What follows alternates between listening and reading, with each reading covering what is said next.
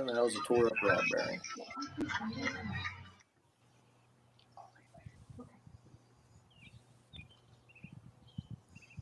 Oh, Logan? That was totally unplanned. I ran the vacuum. Totally unplanned. The 2017 NTPA Grand National Superstock Diesel Champions, Jody and Colin Ross, triple bypass. On the year, the Rosses had 6 wins, 3 seconds, 2 thirds, a fourth, and 1/5 over 15 divisional hooks on their way to a title repeat. From the vantage point of the rear view mirror, it was another dominant season for the Rosses. A 6-win in 15-hook campaign. Hello? Their 2016 Yeah, normally it mutes it. Net at 9 victories and 18 appearances. But despite convincing sweeps in Benson, North Carolina, and Toma, Wisconsin in June, triple bypass trailed Travis Slovak's Bone Twister by 6 departing Rockwell, Iowa, and by 10 after Wapakoneta, Ohio. The wins in Napoleon and Bowling Green, Ohio down the stretch closed the gap to 1 going into Sandwich, Illinois, while Stan and Steve Blagrave's Red Horse lurked in thirds. When the Bone Twister faltered in DeKalb County, it became a 2-tractor race. And despite the Blagraves winning twice on the Grand National season's final day, they could only force a tie in points when the Ross's trusty McCormick gutted out 2 top 3 finishes. As it turned out, triple bypass needed every one of those half dozen wins to take the tiebreaker over the Red Horse 6-5. Congratulations, Jody and Colin Ross, the 2017 Grand National Superstock Diesel Tractor Champions.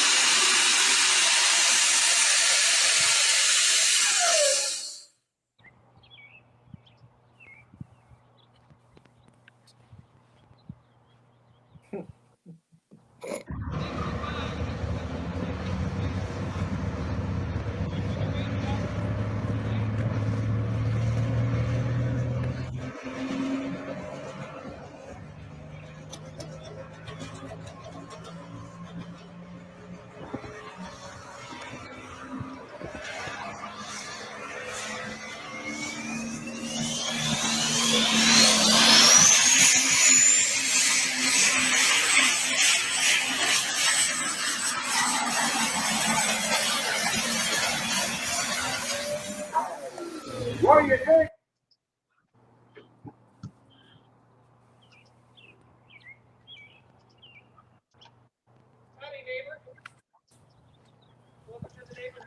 Thank you. Right there, in that order. And here we go now with Jody Ross.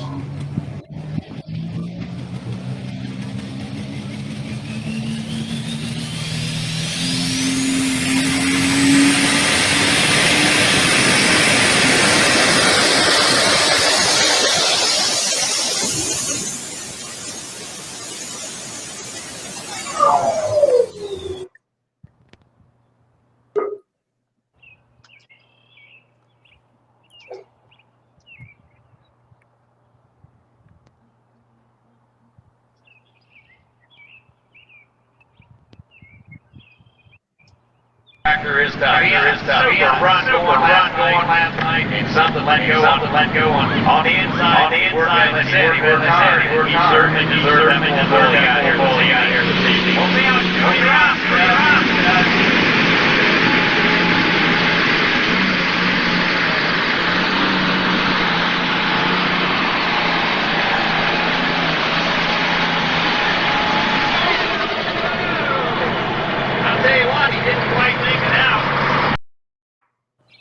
What year was that, Charles? You said 93? Everybody's on mute now. Yeah, There we 93. Sorry. Okay, now, normally when we do those, it automatically mutes us or whatever. So Welcome everybody to Let's Go Pulling Live every Monday night. We do this on Facebook, we do this on the YouTube, and it's brought to you by the Outlaw Truck and Tractor Pulling Association. And in case you're living under a rock, tonight's guest is that guy up there in the upper left corner, Colin Ross, our 3-time Grand National NTPA Diesel Superstock champion. There's my pretty mug up there in the middle, Leroy Shooter top right, Paul Romack in the middle left, Hollywood Squares Sideshow Charlie in the middle. We should put an X on his face. Ryan Sink there, sitting on the deck of his new place, financed by the Schultz Mortgage Team. Selfless plug. I want to throw that in there. Brent Yaron down there in the bottom left, and the great Ryan Zolik on the bottom right. So, guys, super excited. Everybody knows that Diesel Supers are very, very fond of me, and we got one of the best with us here tonight. Colin, welcome, sir. Thank you for taking some time out of your busy life to spend time with a couple ding dongs like us. Thanks for having me. Been watching your show the past few months. You guys have done a great job, and just excited to be here and talk about some pulling. I like it.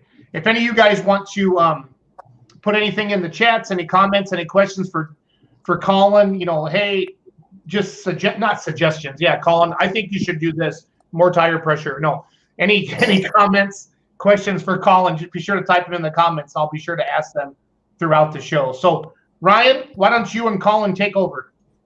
Sounds good. What's up with you today? What's up? What are you up to these days, dude? Just working, trying to get ready for the season to start. Been busy. Been busy with work. Been busy with the tractor, trying to get things squared away from all the gremlins that we chased last year. I think July, it's a pretty long story, but I was in the oil field for about 5 years since I basically graduated high school. And took a different path. Long story short, a good friend of mine, Kevin Campbell, called me, and he wanted to do something together, and he offered me a job and to bring me on board, kind of handle the dyno stuff and engine building and doing heads and stuff like that. That's something I've always enjoyed with the pulling side of things. So we teamed up, and we've been extremely busy. We got a lot of projects we're working on, a lot of stuff in the CNC shop, a lot of stuff in the pulling side as well. So it's been good. We've been busy, and I don't think either of us see the light at the end of the tunnel, but I think that's also a good thing, especially with the way this country's in. So yeah, it's just been busy, and it's May, and I can smell diesel smoke right around the corner. So we're excited. That's a good thing. It's always a good thing when you can smell diesel smoke around the corner. That's right. On the chaos side, I know there's the pulling side, and then there's the metal fab side, right? Walk me through that. What are the different aspects of chaos? So we have a pretty state-of-the-art machine shop. We got eight CNCs right now. We can pretty much do anything out there machine-wise. We've also got into starting pouring our own blocks. We're casting our own blocks. We teamed up with a foundry not too far from us.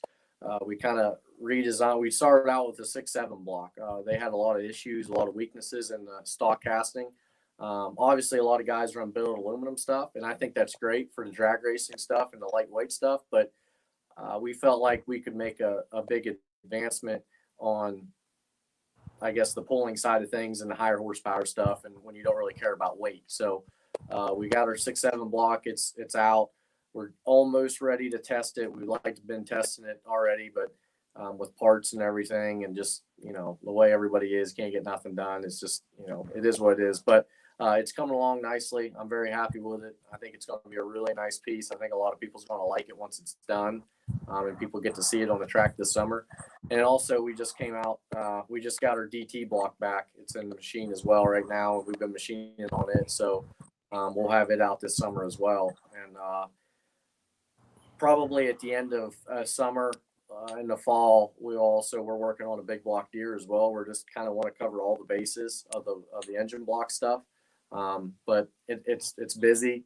It took a lot of time and effort off of Kevin and myself to put forth into that, but it's something that both he and I and also my father, he's been a huge part in the DT stuff, and obviously with the knowledge that we've gained from our tractor, but the three of us kind of spearheading the DT project, and obviously Kevin and Sean Hodges and Aiden Hodges kind of spearheading the 6-7 stuff. And then the John Deere stuff, we just kind of feel like the Pro Stock class is going to eventually need an aftermarket block, especially with the big block Deers, because you go to Bowling Green and there's, 50 John Deeres, and the other tractors, the other 5, are John Deere motors with red or yellow or whatever color sheet metal, and then there's only about 4 or 5 red Pro Stocks. So we just want to cover all the avenues there, but that's exciting. Then we got a fab side. We can pretty much do anything there. We got a Pro Stock right now that we're pretty much, it's a tractor that's been around a long time that we've been pretty much doing a complete overhaul on. It'll be out this summer. I think it'll turn some heads. We've put a lot of time and effort into it, and it's something that I've been emotionally attached to because I grew up a fan of the tractor when I was a young kid, and I'm very happy the way it looks so far, and I can't wait to see it out on the track. And then we also have a semi division where we rebuild Cat engines, semis, whatever, buy, sell, fix them up, sell them off. That's been extremely successful as well. So we got a lot of stuff going on. We got a busy summer ahead of us, but we're all looking forward to it. We're all very excited. That was the part that I couldn't figure out, because I follow you guys and I see things, on Facebook, and I see these, cool old, W925s or an old W9 or, an old Pete that's coming up, and hey, this is going to be for sale soon. XYZ done to it. Yada, yada, yada. Yep. What? Yep. I thought they built pulling tractors. So Right. That's cool. Right. Curious about go ahead. Oh no, go ahead, Colin. You're the guest. It's been a good deal.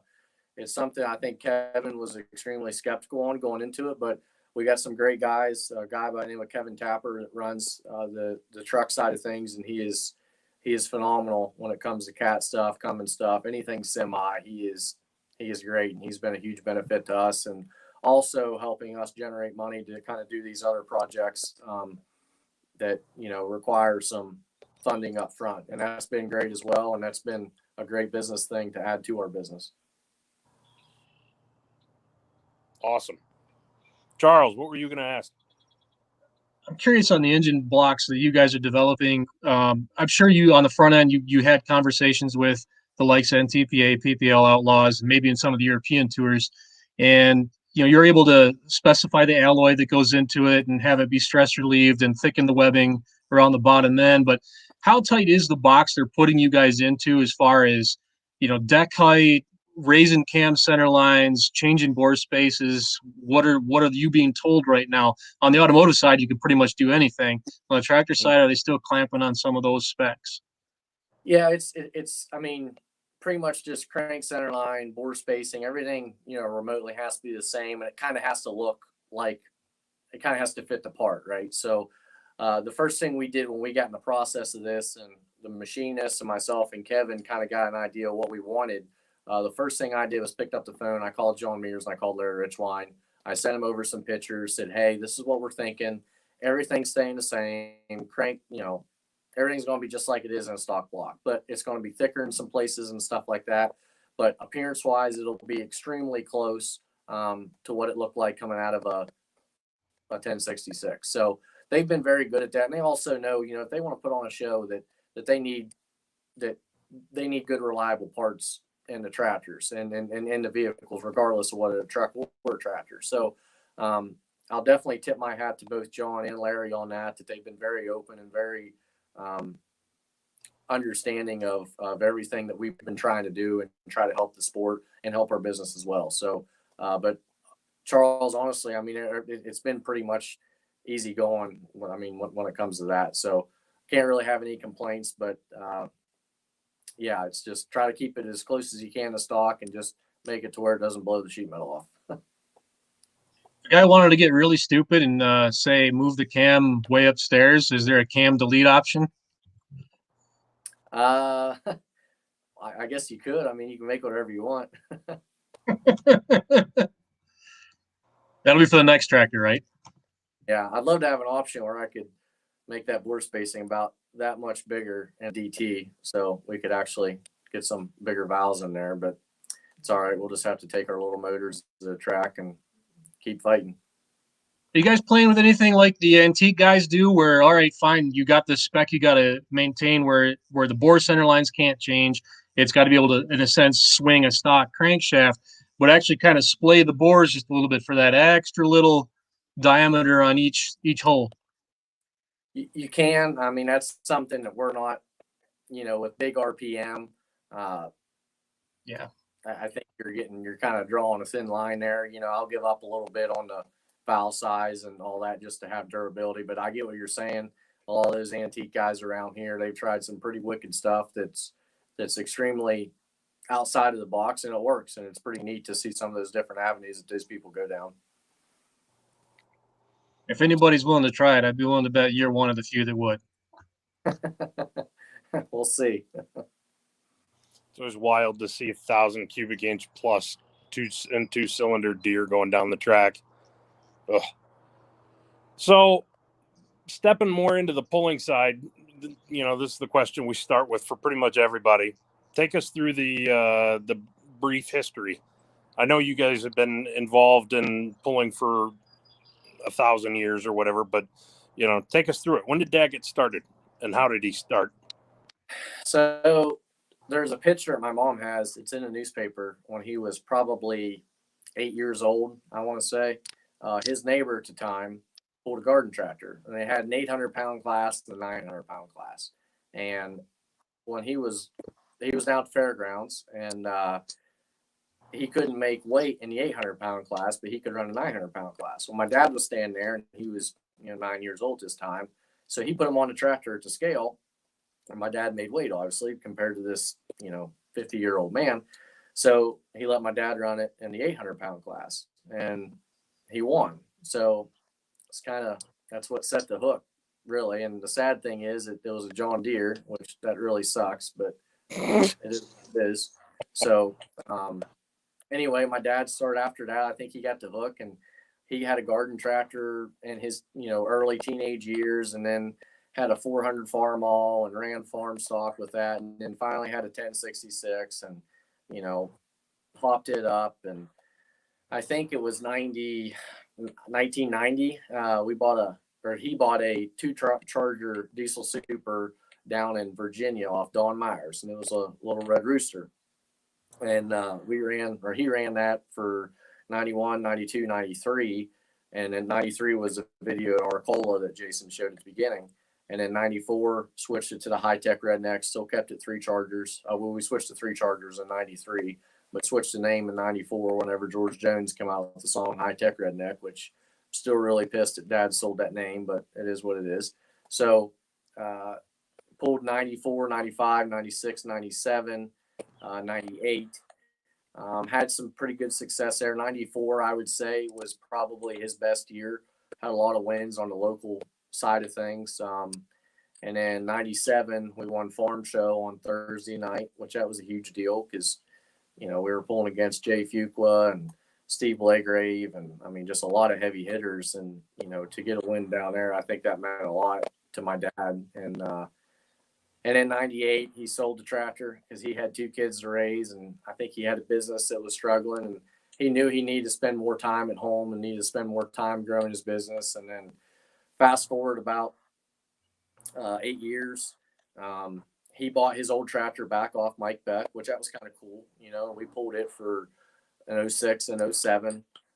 We blew the block out of it in 07, split right on the cam line, one of the first hyper block when they were junk castings and everything, but they fixed that and did that. And then we built our first component in 10, and then pulled that in 10, 11, and 12, and 13, and then had some success, but I would say the parts weren't there to do what we were trying to do. Of course, we were still on our 3-charger kick, and no one really thought that would work. And you needed 4 because 4 was the way it had to be, because Esden Lane ran 4, and which that was fine. And the 4-charger deal was the way to go back then. But the problem we had is there was no bottom charger out there that could do what we were trying to do and shove the amount of boost we were trying to shove on it. So after we sold that tractor in 2014, we built another component in 2015 and got some more movable weight.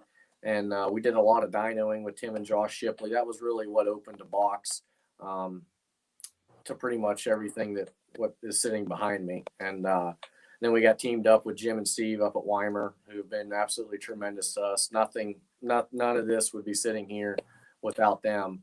And then had some pretty successful years in 16, 17, and 18 and 19. So it's been a long road. My dad he's done a lot. I mean, I wouldn't be sitting here talking to you guys if it wasn't for everything my dad's done. And just I'm glad he's let me grow up in this sport and let me introduce me to some of the best people in the world. And it's something that I hold very close to my heart, and it's something I love a lot, and I can't wait to do it every single year. So did you follow in Dad's footsteps then? You start on a garden tractor too? Yeah, pretty much. I had a 1200 Cub Cadet. Me and, I was 8, but my dad and a couple guys to shop built, and we had a lot of success with it. And I had, I feel like I learned a lot there in that age. There was one specific time, there was a really good garden tractor puller who always went out to Columbus, which there was a big indoor event out there. And he had a really hopped up tractor. And I beat him at my hometown fair in the 1,200 pound class, which that was a big deal. I mean, I was like 12 years old, but he was, 40 some, but he was a really good puller. And that that's what kind of, made me really, really want to do this. And after that, we had a hot farm. That's it right there.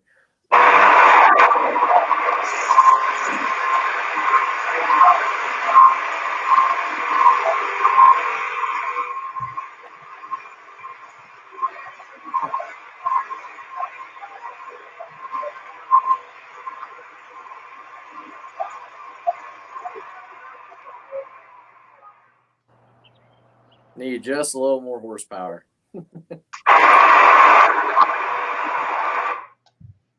Boy, it kind of seems like you and that hometown fair and bruising egos kind of go hand in hand, huh? Oops, did I say that out loud? It wasn't always that way. That is the hardest place to win, no doubt. But we've had a lot of success there. A lot of hard work and a lot of time put into it. But obviously, winning that pool was really cool. And a couple years ago, winning the PPL hook was that was a pretty big deal to me and my father. That ranks pretty high up there. So, but yeah, we've had a lot of good luck with that. I'll never forget the night that you won that one, because I was at Wagler working that one with Miles for that first Pro Stock shootout. He came over to me and showed me your text, and then we just kind of both looked at each other with our mouths open, and we just kind of said, "Whoa, this changes everything." So yeah, that was a good night. Yeah, that was a real good night. So, what are some of your biggest accomplishments in the sport? Well, but I guess between you and Dad. Well, can I break this in like a 2-part, like one with me and Dad, and then You're the guest. You break it however you want. So I kind of got probably 2 with me and Dad. It just will never be. I mean, just because I don't know how you can put one ahead of the other. 2016, when we swept all 3 hooks at Bowling Green, Dad won Friday afternoon, I won Saturday night, and then Dad won Sunday. And that was a good deal. And just the story behind it, how it happened. Sunday, Dad was first hook because we got to pick what hook we need to be based on how you finish in your overall position for your first 2 hooks. And obviously we won first hook. And we made, just the most perfect, picture-perfect pass you could make.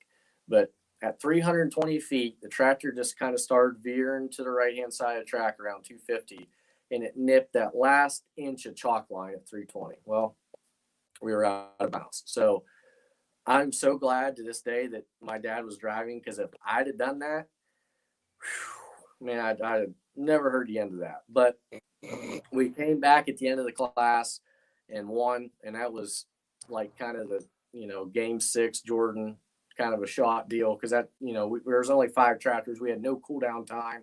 I didn't think we had a chance to win that at all, because I thought we were done after we gave that first pass away. But that was like one of those moments where your dad always just shows you, like, just stand back. I got it, and that was an unforgettable weekend. And actually, all my friends were there. Or I guess it's on this side. All my friends were there from high school. They were there that weekend. That's where that picture was taken. So that was it was just a great family weekend. And then the other one would probably be Louisville in 2018. Dad won in 16. I won in 17. We both swept the event. And then we swept the event in 18. So we had 6 wins in a row there and won the 50th anniversary, which was, we won the 50th Bowling Green and the 50th Louisville. So that's 2 things there that will never be topped of something that Dad and I did. It wasn't just Dad and I. There was a huge amount of people that had a hand in that. Obviously, my mom and my sister, Sean Orndorff and Jim Main, guys that helped us on the tractor. We couldn't do it without them. But those are 2 things there that just will always have a place in my heart. Awesome. Yeah, that was neat to be there for. I was there for 17 and 18, and that was something else. Mm-hmm. I still remember the way that crowd went bonkers when you guys parked it where you did in the winner's circle. That was neat. So you alluded earlier to having a lot of heroes, or people that you really looked up to and heroes in the sport. Who were some of those? And you don't need to give away the guy who you're working on for that with that pro stock, but who were some of the heroes that you grew up, just in awe of, and maybe are still in awe of today? Well, I mean, honestly, my dad, he's my hero every day. And then, just Desmond Lane and Rob Russell. I mean, I talk to those guys not as often as I should, but probably, once every 2 weeks or so. We did a bunch of engine block work on Esden stuff here last spring. We did some main caps and stuff for him. And Rob Russell's just, he's been just such a good friend. I got to go out to his place in 2018, March of 2018, went out there and just hang out with him for a day and went out to dinner with him and his wife. And it was a great time. And I never thought when I was a kid, watching my dad's old VHS tapes of Louisville and seeing that white 1066 that just is the most beautiful tractor ever created, in my opinion, that I'd be such good friends with those guys today. And that's one thing I love about our sport is, I grew up a huge Peyton Manning fan, but I'll probably never meet Peyton Manning in my life. But I also grew up a huge Esden Lane and Rob Russell fan, and I get to talk to those guys all the time. So to me, that's one thing I just think is so cool about our sport. That is so different than pretty much any other sport in the world. Fully agreed. So you mentioned Dad being a hero, and I think everybody's dad is their hero to a certain degree. What's the most important thing or the most critical thing that Dad ever taught you about a pulling tractor? Setup or engines or how to drive it, how to watch a track? What did he teach you? Keep your mouth shut and let the tractor do the talking. That's probably number one. He's very to himself when he's at the pool. He's very observant and just run your own race. Don't worry about what everybody else is doing, and don't worry about what you've done or what you think you're going to do. Just go there and just focus on what you need to do and just do it. And that's pretty much it. He's a man of few words when it comes to motivational speeches, but his very short sentences and words are very blunt and to the point. So you get it pretty quick. When you get up on a tractor and you got your helmet on and he comes up to the tractor right before you're getting ready to pull out on the track and he gives you that, I'm not allowed to say it on air, but he gives you those short sentences that are pretty blunt to the point. So it perks you right up and gets your attention. Colin, you can say anything. We had Tony Reed and Nick McCormick on last week, so all the rules are broken. So what was not just Dad withstanding, what was the best piece of advice anybody ever gave you about a pulling tractor, about the sport, about how you handle yourself in it, et cetera, et cetera? Oh man.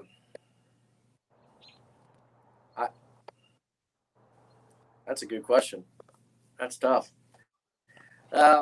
Guys, remember this one because we need to include this one in the future. Well, I think Jody Ross walks the talk. You know, Colin mentioned it a little bit ago. Just basically shut up and let your machinery do the talking. And I think that's what, I mean, that's what I've been most impressed, Colin. Like when we have like sons of what I consider a legendary puller, like Braden Schramek and you and the Boyds. I would have a hard time being pretty humble if my dad was those guys. And that's all I'm going to say. And I've been super impressed, Colin, with you every time we've ever talked. And I mean, you get to drive the baddest ass diesel in the country, one of them in that class, and you know, be competitive. And it's so cool. I think, I mean, I'm not trying to answer the question for him, Bruce, but I guess I kind of am. But you just walk the talk. Yeah, I mean, you've hit the, nail on the head. And I think one thing that we pride ourselves on too is, you know, we work so hard on that thing and dyno so much and R&D so much and think outside the box and then outside that box. And then, you know, he's taught me, you know, I guess if you're going to do this, you're going to need to work hard. And, you know, that's kind of been the main thing. And it teaches you a work ethic, you know, and anything in life isn't easy, especially, you know, trying to get something like this. But that's been the main thing, being there with him and all the great people that we've met. You know, it's not been easy, but it's been worth every second of it. And I wouldn't trade it for the world. There is no half-assing on a diesel super at all. Zero. We tried that a few times and it breaks. It does not work. You've got to stay on top of those things more so than probably just about any other tractor. Yeah, it is. And it's getting, I mean, it's to the point now where it has to be so, like one little thing can just throw the whole thing off track, you know? So it's getting more and more horsepower we're throwing at it, the more temperamental it's getting, but it's also challenging, and we enjoy the challenge. It's not, you know, for the weak at all. But it's enjoyable. And when it does work and you have that one run, my God, it makes it worth it. Well, I've been doing a lot of talking. I know a couple of these other guys had a couple of questions, so I'm gonna shut up for a minute and let them talk. Hey, Colin, Leroy Schluter here. Looking forward to seeing you out on the circuit this summer. You touched on the International 1066, a little red rooster, and it got renamed to the High-Tech Redneck before you guys sold it. Now, when you come out with your first component tractor, it was the resurrected Redneck, and you go with the McCormick sheet metal. And if you've been watching this show, you know that of course, with Jeremy Smith with this Cat Challenger sheet metal, and of course we had Schrameks on here with Youngblood. And, you know, when I think of the ones like Carlton Cope with Massey Ferguson, anything that's different than a standard John Deere or a Case IH always kind of breaks the internet. What made you decide to go with the McCormick sheet metal? So my dad and his dad and my dad's grandfather, they've had a farm equipment business since 1963. And basically, long story short, we're a McCormick dealer. And that's just kind of where the McCormick hood deal came from in 2010. And then we carried that over into the new tractor in 2015. The Resurrected Redneck was a name that we really didn't like. We tried to patch off the High-Tech Redneck, but we just needed to let that go. It just didn't, I don't know. We weren't a huge fan of that. That's why we changed it.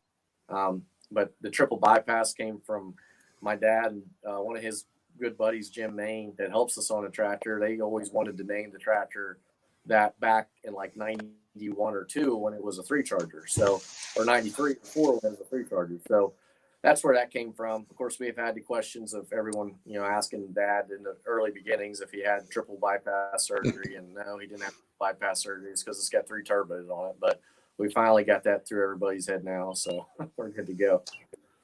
Let's rewind to last summer. I know with most of the hooks, quite a few hooks getting canceled due to COVID. Pullers, you know, had the opportunity to hook to the sled whenever they could.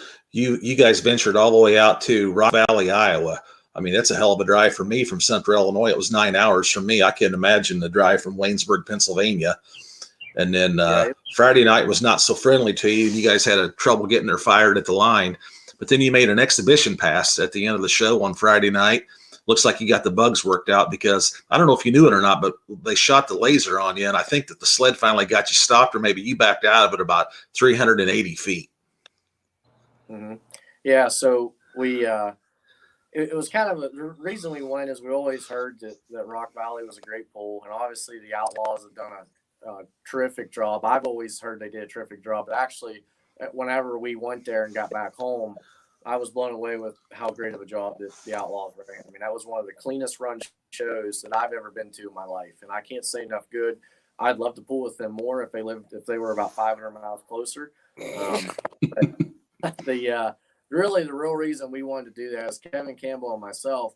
We wanted to go see Farmall Land, and it was getting ready to shut down, in a couple months. So we figured, let's go out there and do that. Well, we went out there, did that, and then I kind of got screwed up on directions going through Des Moines at about 3:30 in the morning, and I was going south instead of west. And I was like, okay. So I looked at the map, and I wasn't too far from Prescott, Iowa. Well, who lives in Prescott, Iowa? So at 7 a.m., I go blowing in Rob Russell's driveway and go up, knock on the door, and I think he just got out of bed. He wasn't out of bed long, and he was just shocked to see me because I never told him I was going up there. So we sat around with him and talked to him for a little bit, and we got on the road and went up to Farmall Land, and then drove on up from Farmall Land to Rock Valley. So we were basically awake for like 36 hours, and we had to change the injector pump at night and make an expedition pass. And so it was a long day, but it was worth it. We got to see Rob Russell and Farmall Land, so it was pretty cool. Yeah, I know you guys didn't win on Saturday night. You got third on Saturday night, but the class of Diesel Supers that was out there in Rock Valley, that was a phenomenal class, and it was one of the crowd favorites there that weekend. Yep. It was definitely a good class. Travis and Kent was there, and it was definitely a good show. I'd love to go back if the schedule ever allows it. So. And I know you primarily pull the NTPA circuit, but you touched on it earlier. Back in 2019, you pulled on the PPL Champions Tour right there. They always say your hometown pull is the hardest one to win, but you guys were able to pull it off there right there in Waynesburg in 2019. That had to be special. I'm sure you had quite a few Ross fans in the crowd that night. Oh yeah, no, that was a good night. It was kind of unexpected. I really wasn't. I mean, I thought we could run with them. The diesel algae thing, that's been such a, it's been such a fight going back and forth on what people should do or whatever. But I personally thought that we had a shot that night.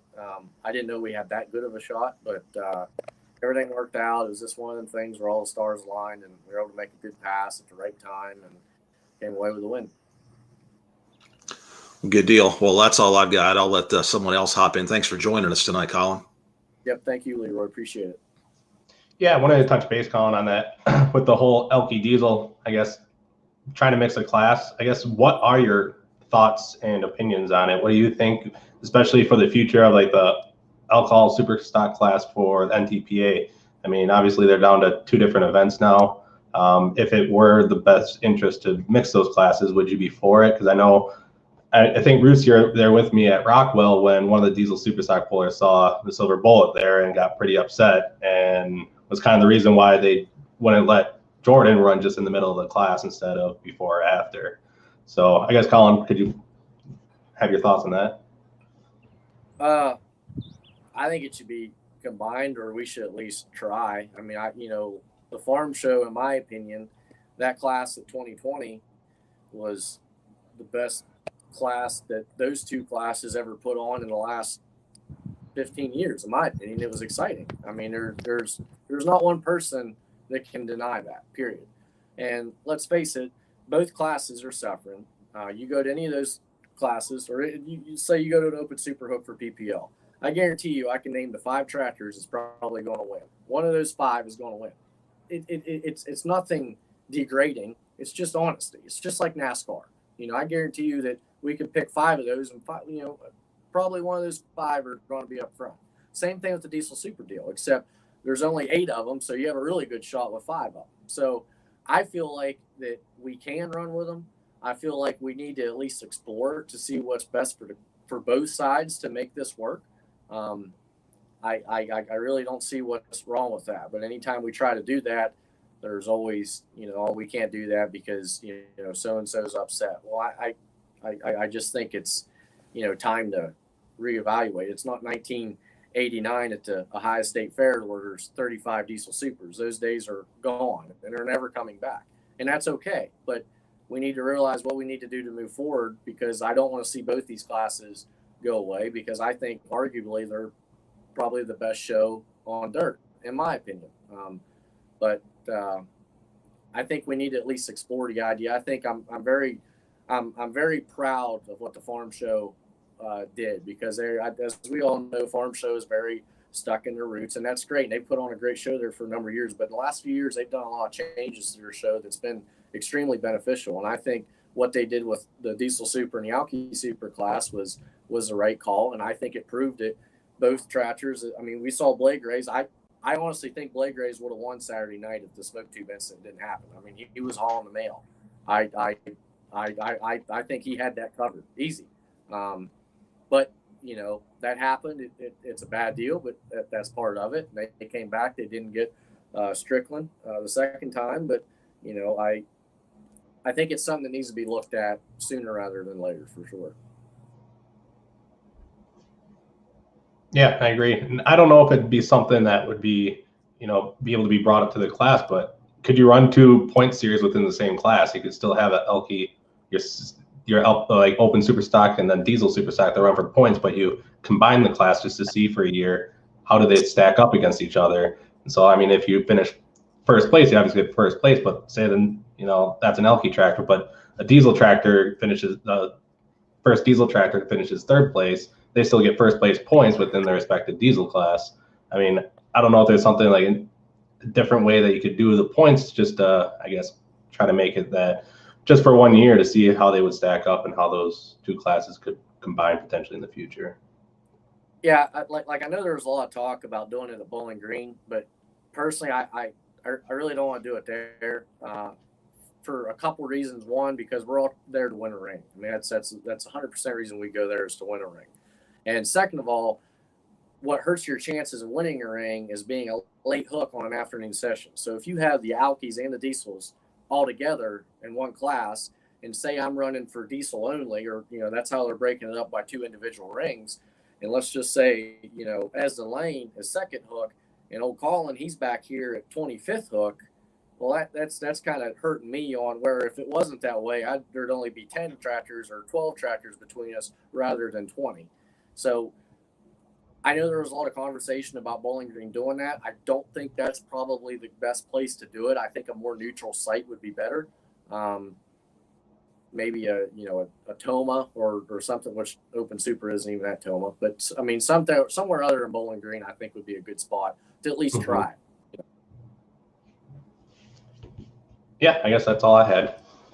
Colin, Brian Eichhorn says, was awesome that you guys came out to make a pass and support the Freedom Pole in Alliance, Ohio when BG was canceled. But can Colin even put into words a level of frustration when you hurt the tractor on an exhibition run? And how bad was it? It was bad. No, so we I think Dad and I both kind of thought the tractor was hurt when we were letting it run in the pits before the pull. But it was one of those deals you just didn't want to admit it to yourself that you think something was wrong. And we gambled and we lost and we're no good. I mean, my dad plays the Powerball all the time. We can never win that thing, but that's us. Anytime we try to gamble on something with the tractor like that, it just 9 times out of 10, it doesn't pan out. So, we burned a piston. We did what we heard is it kind of had a tick to it. And usually when it has a ticking noise, it's 9 times out of 10, it's usually a scuff piston or a piston that's starting to scuff. And so what happens is whenever I came out of the hole and bent the throttle over, you put 350 pounds of boost on top of that piston with all that heat, and then that scuff starts to get bigger, and then she blows a hole down the side of the piston and blows the oil pan off. There's actually still pieces of that oil pan that we never found. It shot over the grandstand. I have no idea where it's at. It's somewhere in the Alliance, Ohio zip code somewhere. But that was a pretty big bang. It was a lot worse than it looked. I thought it was a lot worse when I first got off the tractor, but once we got home, it wasn't bad. But the frustration factor is just the amount of time it takes to take time to do it right, and to take time you think you're going through and just double checking, quadruple checking every little piece to make sure everything's 100%, and to see that all laying on the ground, and shambles is it's a tough pill to swallow for sure. Colin, a lot of questions that we're seeing in the chat is the second tractor.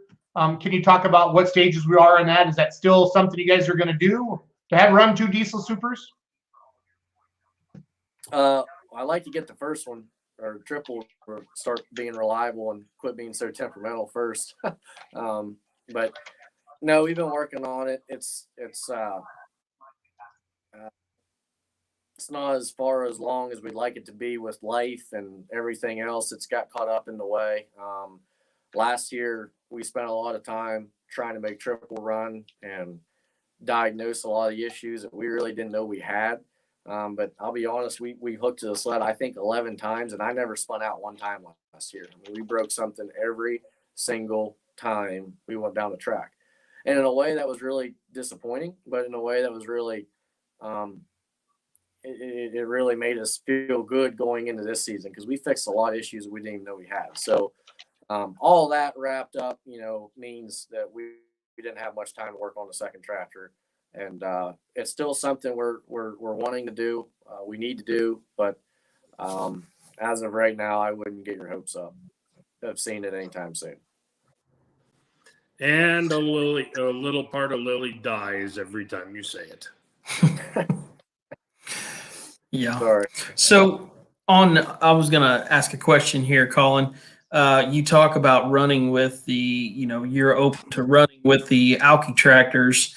Can you, I'm not sure how much you're familiar with it, but on a diesel super stock, the maintenance, the number of passes, that all plays into the life of those motors. Do you think that, and it's one of the comments that you'd see online is, can they run with each other is the first question. And then can the diesels run a season with an alcohol tractor? Because they're not running near the boost pressure. I know they've got their own gremlins they deal with, but do you think that I don't want to say reliability, but can a diesel make a season with those?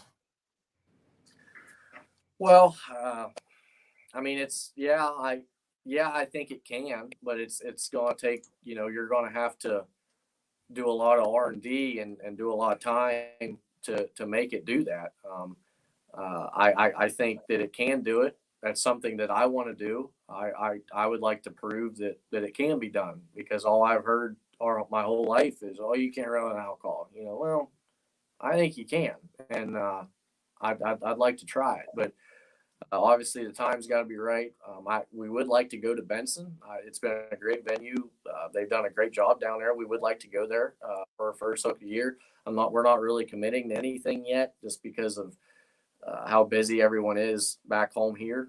So I think it can be done, yes. But I think, we're going to have to get out of the mindset of all the diesel guys that, what we've done in the past might not work anymore. And we need to think outside the box of what's going to work. Yep. But so that's kind of long and short of it there. So in that same breath, you guys last year had a little get together at your place to try to show, how, because the big question around the farm show was, how are they going to stack up against each other? And it made for awesome, pre-gaming. I mean, that was all you would see online is, can the diesels run with the Alkies and who's going to get it? And having 3 of each in the finals, the proof is there. And then the fact that you went to an outdoors hooked against them, I think it's there. But do you think that maybe it would be a better approach to just do some select hooks, namely something like what you guys did, just to, because the farm show is kind of a select hook, I guess you could say. It's a little different, but everybody says, in the outdoors, can they run together? I guess the big question is, are you guys going to do another one of those? Because I want to see it again. I'd love to. but I think Kevin Campbell and I think he'd agree with me. That was so much work, and I have so much respect for promoters after going through that, of how much work that takes, and to do it right, and to try to build your event. There's so much unforeseen stuff that goes on to pools, and I just have a totally new respect for everybody that puts on a pool.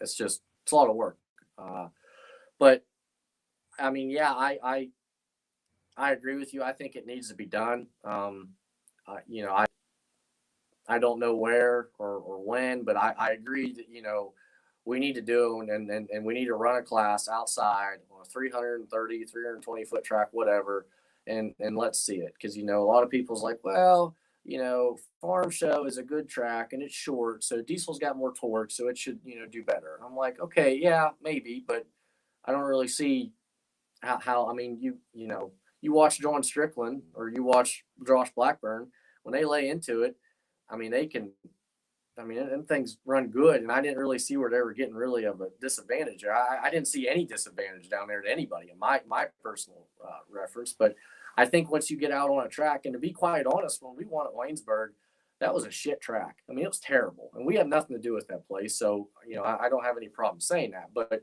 it was not ideal in a diesel headed mindset for that, to work. But, because I had 3 inches of dirt on my floorboard. I've never had that much dirt on my floorboard in my life. And we won. Well, no one would think a diesel could win on that track, but we got this thing to where I can, really roll it out of a hole and really like time it and really come out with it at 50 feet and lay into it. And that's exactly what it needed that night, where the alcohols, this kind of more of a light switch. I'm not saying there's not drivability there, but it's kind of on or off for them. And, we were snuck around them that night. Well, to me, that shouldn't have happened, because that was a bad track and that was a bad setting for a diesel, but we won. So I don't know. I think it could be done. I'm tired of people going back and forth about it. I just want to go out and try to, I'm not saying we're going to go out with the world's ass by no means. That's not what I'm getting at. I just want to go out, and I want to try a new challenge and just see if it can be done. It might not be. We might get 50 foot put on us every time. That might happen. But I'm looking forward to the challenge. Colin, within that argument, Sorry. I was just saying, within that argument, going back and forth with the alcohol and trying to challenge those guys. Someone made a comment here on tonight's program about cubic inch difference in the classes. Now, there was a time when the diesel guys could go to 650. That has changed now. You guys are held at 540. Was there ever a time in your guys' development when you considered a 600-inch program, but now that you can't, just remind everybody, you're going to bat against the alcohol guys with 110 cubic inches tied behind your back you can't play with. Oh, it's exactly right. I mean, if you put everything down on paper and show it to somebody, they think you're an idiot. There's no way that's going to work. But, there's a beautiful thing called torque. And to me, that helps a hell of a lot in a tractor pull. And I know, an Alki Super probably outpowers us. It would be very interesting. I don't know if you can really dyno an Alki Super correctly, because I know it's a lot different than like how we dyno at the shop. We start from bottom up. I just think it'd be very hard to do. I know a lot of people have tried. Obviously, Blackburns with the wheel dynos, but I don't know if they've ever done the big V8s. I know they've done a lot of the light super stuff. I'd say they probably got us by 500 horse, maybe not. But I know we got them on torque, and I think that's a big deal, especially on the right track conditions. So, I'll take my 540 cubic inch all day long, and I'll take that to the track any day of the week and run with whatever, as long as it's not something that, 680 cubes, because that'd just be unfair. But, yeah, so I definitely think it's doable. I think the 540 was probably the right move. I think it's going to help a lot of people with reliability and the diesel stuff, because you get out to 600, I think that's wishful thinking. We've had a lot of desire to go to a 600 motor at one point in time. We've really considered it, but it was hard enough keeping the 540 together. I think it'd be, I can't imagine how much, everything you'd have to change, turbos and heads and valves and everything to get the 600 to work. I think that'd be a pretty tough hill to climb. But yeah, yeah, the cubic inch thing I think is one thing. Yeah, I think it's a big deal, but I think the torque level with us having so much torque over them, I think it kind of evens that out, in my opinion. Maybe I'm off there, but that's my opinion.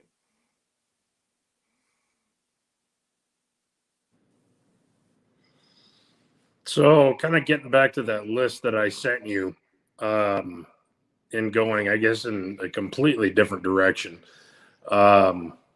Actually, you know what? Kendra Barnhart sent me this question on her way home from work tonight. So I'm going to ask it. How do you decide between you and Dad who gets to drive when? Flip of the coin or rock, paper, scissors? What's the deal? Not really. I mean, he takes more enjoyment, I feel. I mean, honestly, I love when he drives because I mean, as much as I do like to drive, it's honestly the worst seat in the house because you have a shitty view. You can't really see what's going on. But plus you got to do all the things. Right. But he really enjoys watching it. He loves hearing it. He loves tuning it. He's kind of he really enjoys the crew chief side of the thing, the tuning part, and that's something that he's very good with, obviously. And I think he kind of likes that more driving. And obviously, I'm sure it's a dad thing, and I hope to experience that one day, with my son or daughter, is, getting to see your children do something like that. I don't know what that's like, but I'm sure that's pretty cool as a parent. So I think he really enjoys just listening to it and watching it go down the track. I think that's something that he likes and make his own. I'm sure he's not alone in that. I know at least 4 or 5 other dads who are kind of in the process of transitioning. They're handing the keys and the fire suit over, and they've all told me pretty much the same thing. It's fun for us to sit and watch that. It's fun for us to watch our kids, go out and kick ass and take names, or, learn how to fight through the hard times and, learn and become better drivers and so on and so forth. So that makes sense to me. Hey, Roos, on that note, so you talked about Jody versus Colin, who's driving. What about when you throw Lily in the mix? How does that go? Is that just hey, I want to drive, brother, or? Yeah, I mean, it's. Careful how you answer this. Lily's watching. I mean, yeah, it's kind of. I mean, I enjoy seeing her do it because, to me, this is kind of to me, and I think the dad thing is it makes, it's one thing if one guy can go out with the tractor and do its thing. Okay, well, then the guy's got a pretty good deal there. Like he knows what he's doing. Then you get 2 people, like my dad and me at Bowling Green where we won the ring. That to me is really impressive. You've got 2 different people on the same tractor. Well, then you throw 3 different people on the same tractor, and they've all had, a fair amount of success with it. That just speaks volumes to what the tractor is capable of and what we put so much time and effort into. That's kind of what I enjoy about it the most. And I enjoy seeing her do well, and I enjoy seeing her learning it and learning the ways. And, but to me, I think the biggest thing is just seeing that, nothing against a girl or anything like that. That's not what I'm getting at. I just think it really shows what the tractor can do when you got 3 different drivers, a guy that's been doing it forever, a kid that's been watching it like Saturday morning cartoons when he was this tall, and then eat, breathe, and sleep it until, every day of the hour. And then a girl that also enjoyed it and loved it and spent a lot of time with her family doing it, and finally getting a chance to get in the seat and doing it. And then I just think that speaks volumes to the tractor and what's capable of. So is the tractor set up differently? I mean, 3 drivers, 3 different driving styles. I presume 3 different driving styles. I think you passed. I think she gave you the approval on the question. Yeah. I think you did okay. Like that emoji. I thought that was about as best as I could. I thought that was a good answer, Lily. Yeah. I don't think she's mean mugging you too bad right now. No, but how do you set it up differently? I mean, is it different when Dad drives? Are there subtle changes that you make when Dad drives versus when you drive or when Lily climbs in, or is it all chip off the old block? The Rosses all drive the same way, more or less. No, not really. I mean, there's a few different ways I feel like you can drive that tractor, or at least the ways you could drive it before. But I feel like we've all three have different driving styles. Lily kind of does the same thing every time, and she's very consistent. And that's what I like so much about her, is I kind of know what she's going to do every time. So you can kind of set the tractor up accordingly. Dad, and me, just because of based on experience only, and she hasn't done it as much as we haven't had as much seat time, is, hey, we're going to roll it out a little bit further. Hey, we kind of have these little hidden words that we say to each other that a random person would probably just look at us and be like, what the heck are they talking about? But, it's kind of words that we interchange back and forth about what we're going to do, or how he think, we need to do it. Or you might get, when I'm sitting on a tractor and Dad just comes up to you and say, don't baby it, with another few explicit words in it. So yeah, I mean, it's definitely different, but that's also, like I said, goes back to why I like my dad driving, is because I think it makes you a better driver when you get to set the tractor up when you're not in the seat, and make sure, because then you can come full circle with it, and that to me just makes you a better all around puller when you can do all those things and be interacting in all of those things.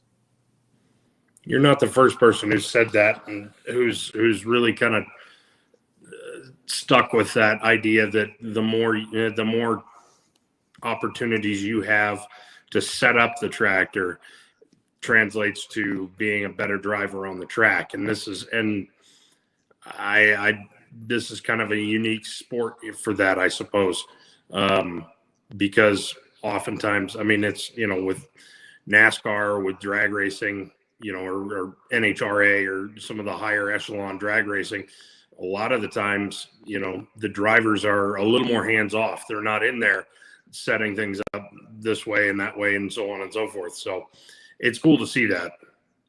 So if I take the keys away, next question, if I take the keys to triple bypass away, so to speak, and tell you can take anybody else's keys and go drive the tractor in competition, or the pulling vehicle in competition for the weekend, what would it be? Where would you do it? And I guess, since time machines are allowed, when? I was listening to this question when you asked Nick last weekend, and I've asked myself a few times, and that is so tough. I'd say give me. So I got two, I guess. I'd love to drive my dad's old tractor back in the 90s. I think I'd love to do that. So that'd be one. I don't really know. Probably at Canfield, Ohio, because that's kind of like a Bowling Green around here. It's just a huge fair. They actually had to move the fair because it was the same date as the Ohio State Fair, and it was drawing people away from the Ohio State Fair. That's how big that fair is. So it's a huge fair. It always has a great track. So probably my dad's old tractor in 1994 at Canfield. I'd love to do that. And I'd take Rob Russell, 1995, White Hood. Give me Bowling Green probably on Saturday afternoon. I'd probably take that. So nothing modern? Old school for you all the way? Yeah, I mean, it probably wouldn't be anything. I tell you what, I'd take Austin Boyd's mini rod out. I would like to do that, even though I'd be terrible in a mini rod because I don't think I'd be good for front end weight. I think that would be a very enjoyable ride. If you hadn't brought that up, I was going to bring up that conversation that I was there for in Farley last year, because I remember you sitting there looking at that thing, and I remember the look on your face of, man, I'll bet this would be a whole lot of fun. Yeah, no, it is. Everything's Austin's told me it's been, he likes it a lot, and I think it'd definitely, everything he's told me about, I think it'd be a hell of a ride. He sent me a Snapchat not too long ago that said, I don't know, something like a month out from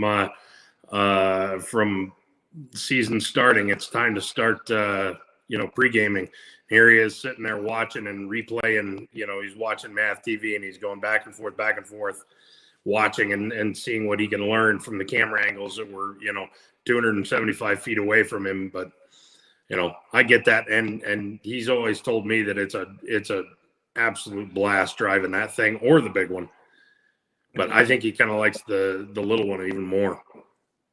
Yeah, I think I think the big one would be fun too, but that just looks like, to me, it just looks like a lot of work. All those valves you got to run and all that kind of work.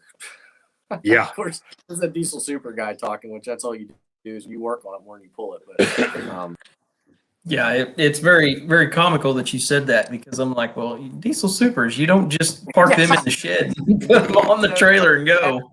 Yeah, just Yeah, get my him out every dad- Friday night.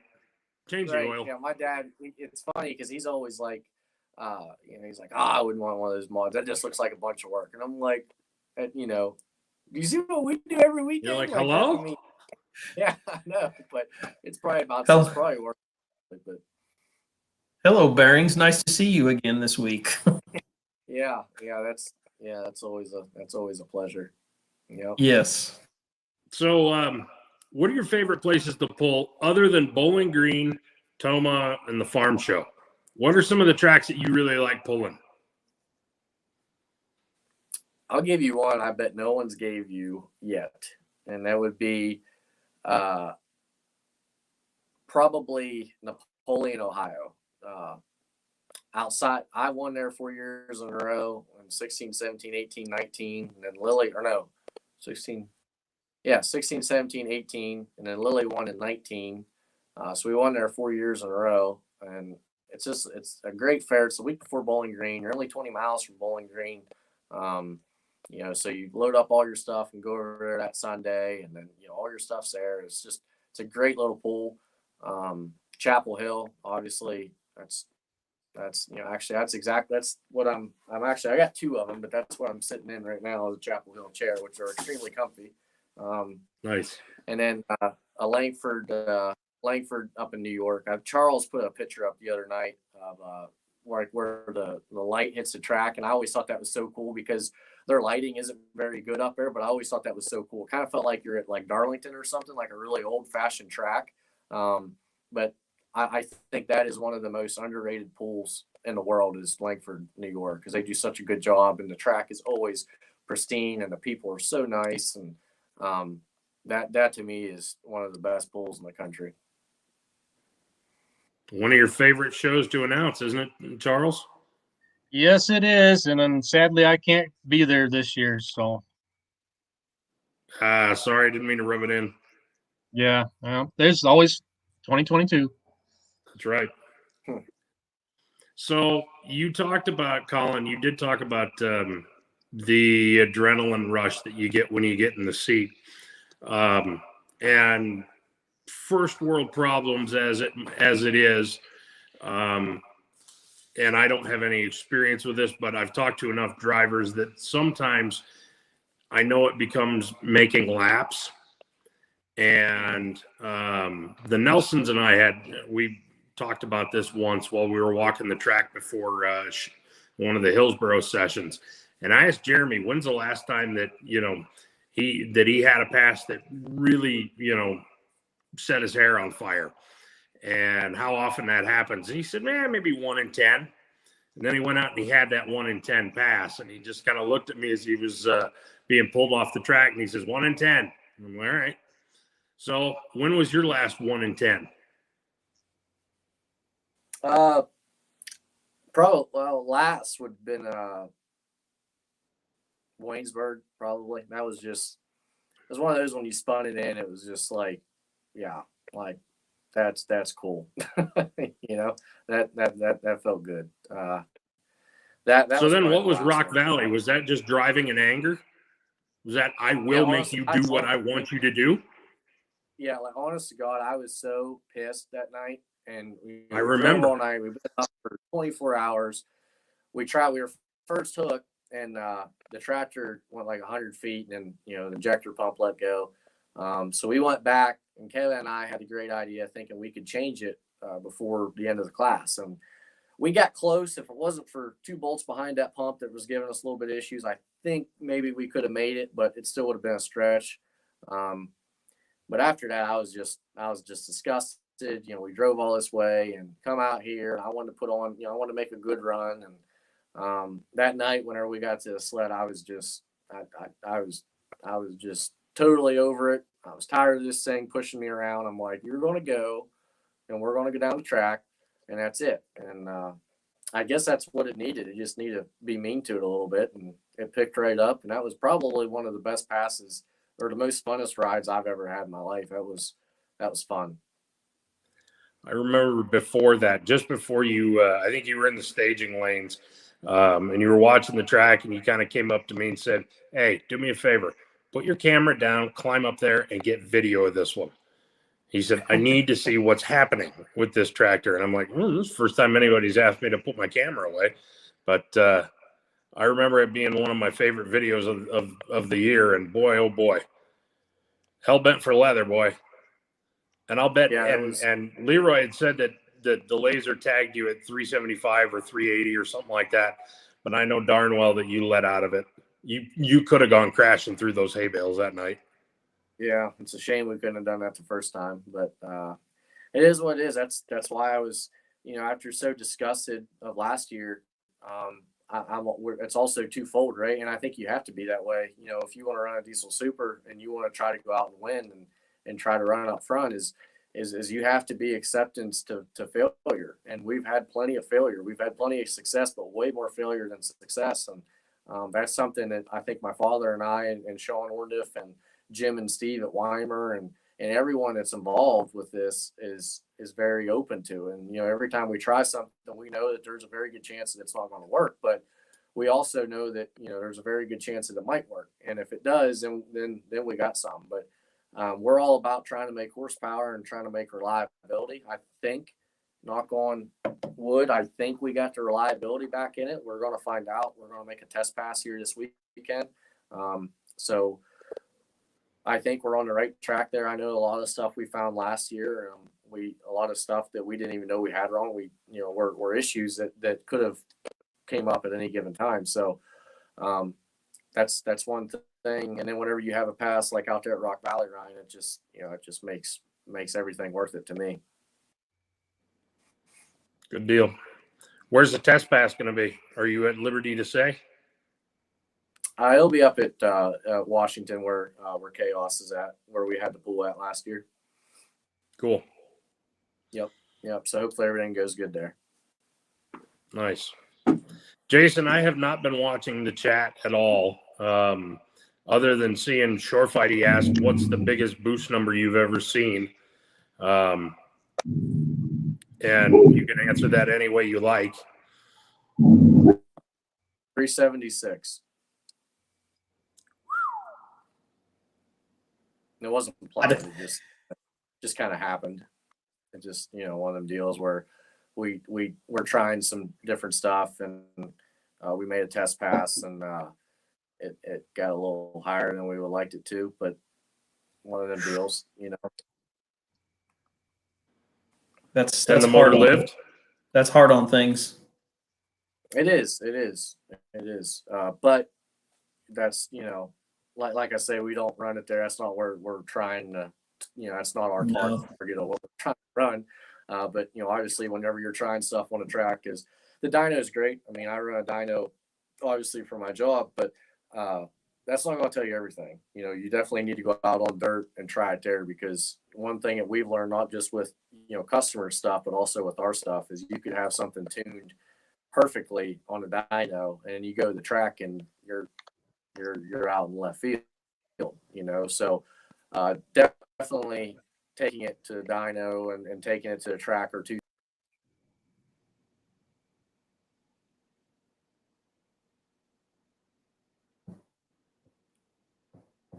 Did we lose him?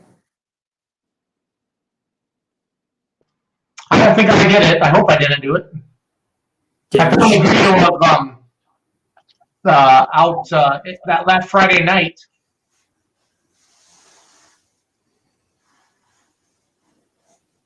Hold on, there he is. Colin, did I lose you for a second? I'm sorry.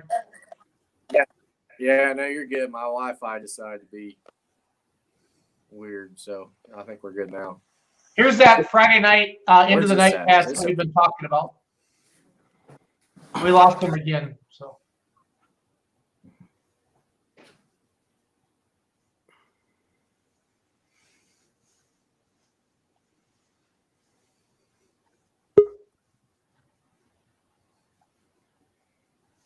I think he's back. All right, we'll try it again.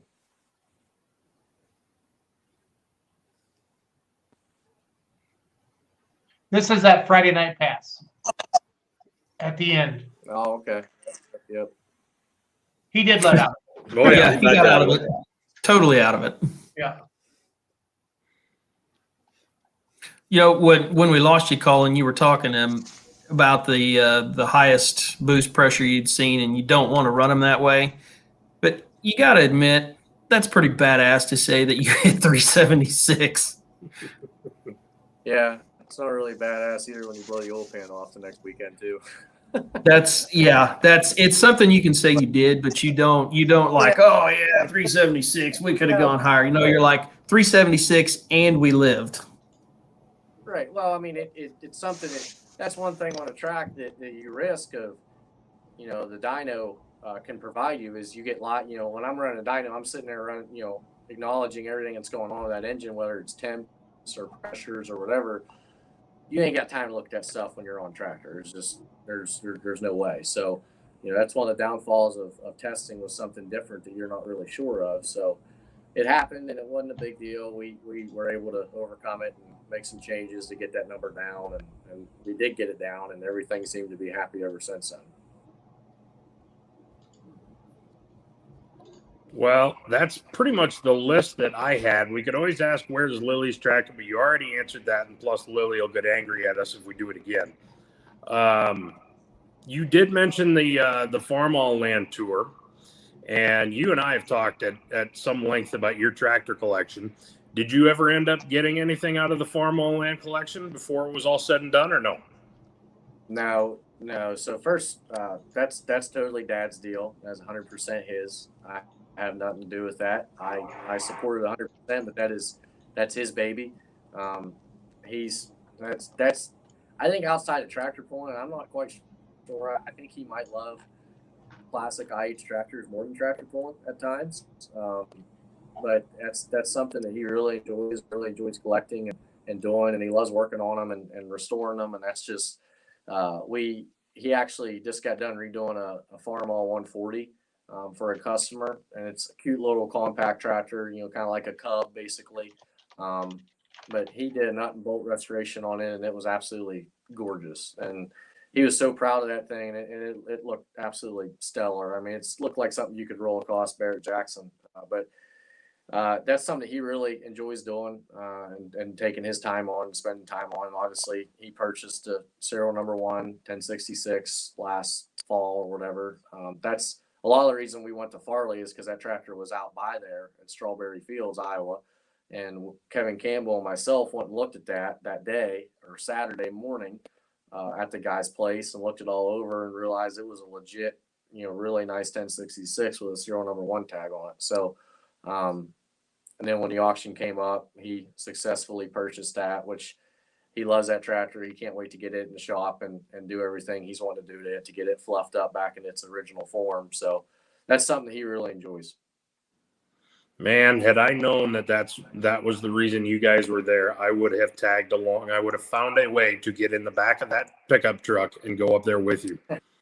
It was a pretty neat day. That old boy had it. I don't really think he liked us being there, but at the same time, we weren't, you know, it was something you kind of had to see to believe, because a 1066 is, you know, you see them everywhere. You know, it's an extremely popular tractor, and to be serial number 1, that's extremely it's hard to believe. So when Kevin and I got there and actually saw what we were seeing, it was like, holy cow, you know, it was pretty impressive. Yeah, to think that serial number 1 has had such a cushy life as that one has. So I think it's only got like 3,000 hours on it or something like that. 2,900 hours or something. Yep. Yeah, and the cool part is everything. They did such a great job keeping everything with it. Like the bill of sale. The guy traded in an 806, and on the bill of sale it had wrote on there that he wanted his tires taken off his 806, put on that. I don't know why, because they're the ugliest tires I've ever seen on a tractor in my life. But the guy must have wanted them, whatever. So. But I mean, like everything matches perfectly. Like he had a quart of IH red paint with it too on the bill of sale. So, I mean, everything lines up, like it should, and it truly makes the tractor what it is. Yeah, that was a fun one to watch as the biddings came to a close there. I remember I was out for dinner with my wife, and she was rather annoyed that I had an auction site of all things on my phone live as we're trying to have a conversation over dinner. And I'm like, but it's 1066 number 1, and I know one of the guys who's trying to buy it. I have to watch. She was very gracious and let me do it. Cost me a house. Hey, Colin. Yes, sir. Points this year. I mean, you mentioned it briefly. So are you chasing Grand National points this year, or is it just going to be kind of with all the chaos stuff? That's a great name, by the way, for life, chaos. Just pick and choose kind of what works best for you and Kev and Dad, or what's the plan? Yeah, I think probably just pick and choose. Like I said, we would like to go to Benson if everything works out okay. That's our goal. We've always liked that pool. We've had a lot of success down there. I think Earl Wells and John Strickland do a terrific job down there. And then just kind of play it by ear from there. I don't really have any desire to. There's no way we can go to Toma and Dodge City, Kansas, and Rockwell, Iowa 3 weekends in a row. There's just no way that we can do that. So probably won't see us there. We might try to hit one of those maybe, but we'll kind of play it by ear. But yeah, that's pretty much where we're at with it right now. Just kind of go where we can, and that'll be that. Well, Colin, Jamie Lent wants you to go to bed so you can dyno tomorrow. And yeah, he's supposed to be there at 9 o'clock in the morning. So yeah. And we've taken an hour and 22 minutes of your life that you'll never get back. And it was fun. It was fun for me. I love your honesty. I love talking to you. I love you, dude. You're a good man. It's fun. I love it. Thank you so much for coming on tonight. Thanks, Colin. We really appreciate it. Hey, Yes. before we let you go, plug all your sponsors and such. So obviously my mom and dad for letting me grow up in the greatest motorsport in the world, and just all her support and all they've taught me in life. My sister, all her support. Sean Liff and Jim Main, 2 key guys that help us on the tractor. Obviously Kevin Campbell, everybody at Chaos Fabrication, they've been a huge part in it as well as of late. Jim and Steve at Weimer Fuel, best fuel and air on the market, hands down. Definitely those guys, we've been through a lot together with them, so couldn't have done it without them. Tim Engler, Chad Mayhill, Bob Nichols. It takes an army to make any tractor run, especially a diesel super. It takes a lot. So we definitely, I kind of feel like we have a kind of a cheating winning edge almost with as many good people as we have on our side, because I think we have some of the best in the world. So every time we go to the track, I know that it's as right as we can possibly be with everything we've done. So yeah, definitely a good team. But I also want to thank you guys, everything you guys do week in and week out. I've really enjoyed all your shows, all the people you've had on your shows. It's been a great conversation. I think you guys are going all for the sport. I don't want you guys to go without knowing how appreciated it is from all the pullers out there. Hey, Colin, I Thank want you. to throw this out there That means a too. lot to us, That too. if you are competing at one of the PPL Champion Tour events this summer that we are live streaming on Mav TV Plus, I want to throw out the invitation. If you want to join me on the broadcast for a class or two, I think it would be awesome to have you join our broadcast. So I just want to throw that out there. Keep that in mind. Yeah, I'd love to. That'd be great. I'd do everything but 2-wheel drive trucks.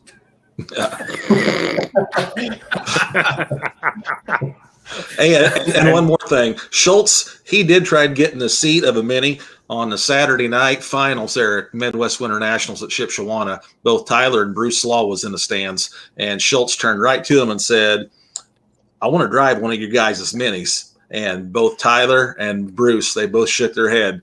Ain't happening. Ain't happening, Schultz. No, I was willing to buy that toolbox off of them. Oh, okay, yeah. There was legitimate cha-ching in there.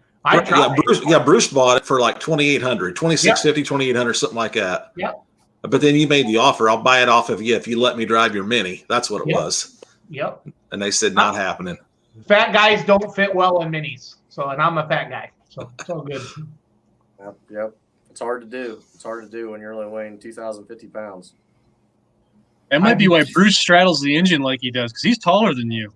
Yep. Yeah, there's no way I would have my feet sticking right next to a connecting rod. And don't get me wrong, I love what Bruce and Tyler have done. I think that's like thinking outside the box, and I respect that. But they have very big, you know what, to do that. Yeah, they kind of clank when they walk.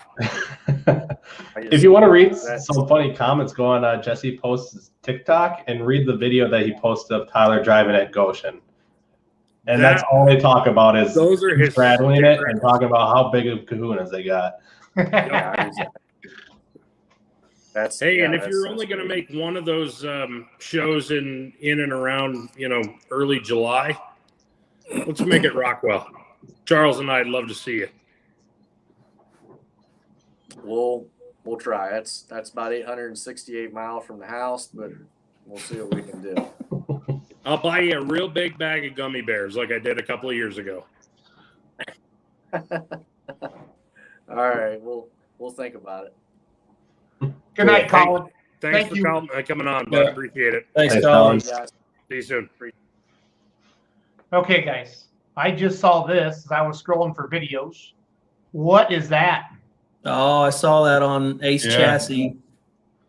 That's pretty. That's Durbin's, right? Durbin's? Mm-hmm. I think so. Yep. Yeah, new Light Pro. Yep. Okay. Just wanted to throw that out there.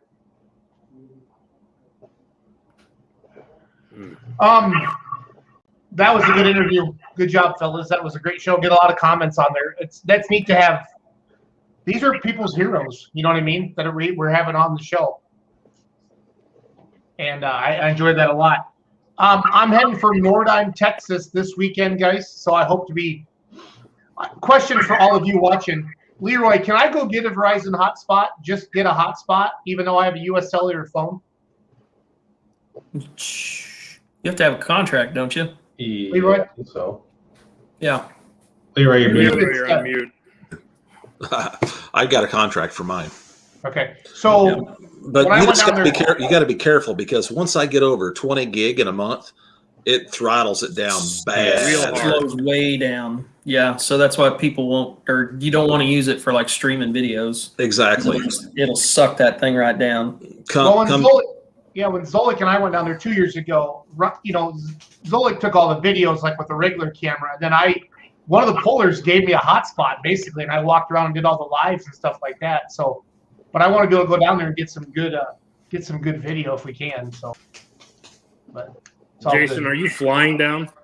No. So Brian Whaler, my Schaefer Oils rep, wants to drive down. So, because he wants to take all the stuff.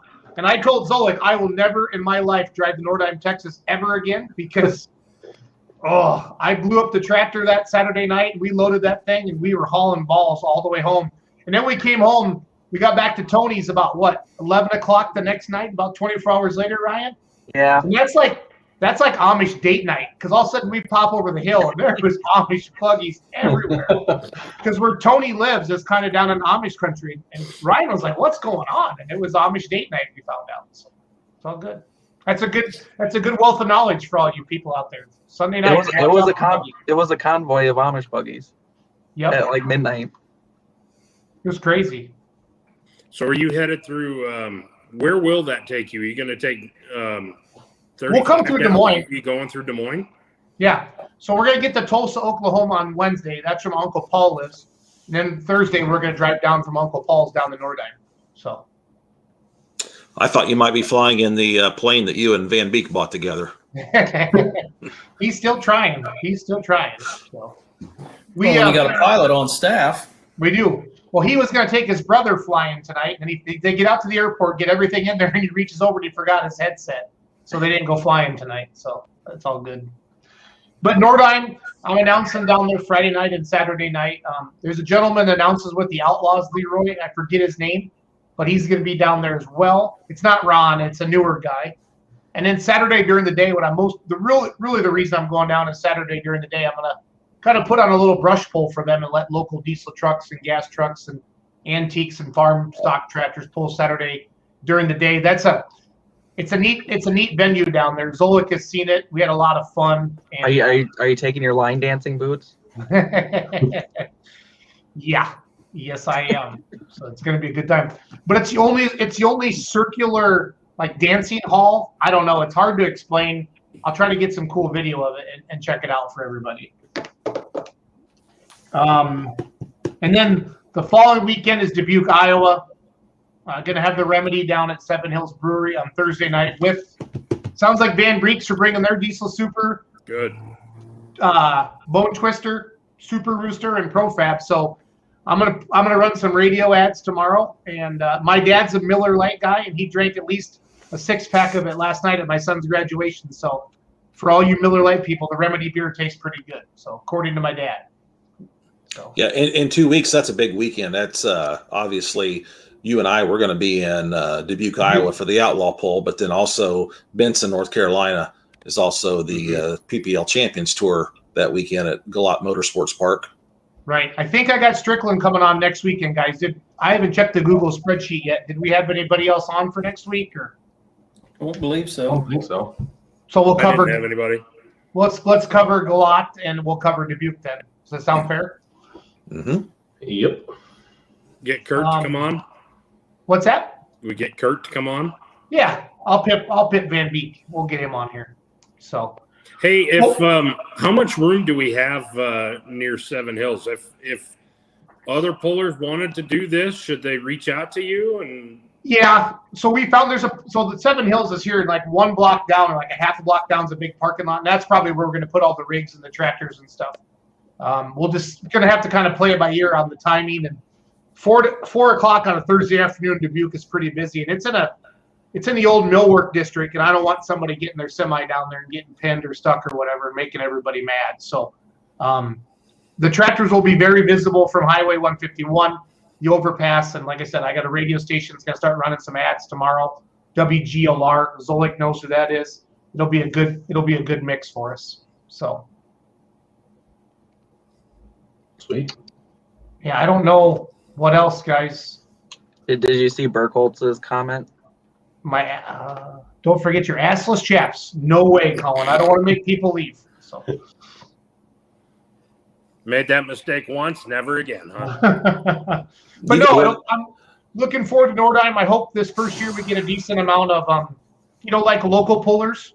There's a lot of questions about it and stuff like that. We'll just kind of see how it goes. It's hard to promote a brush pull when you don't live down there.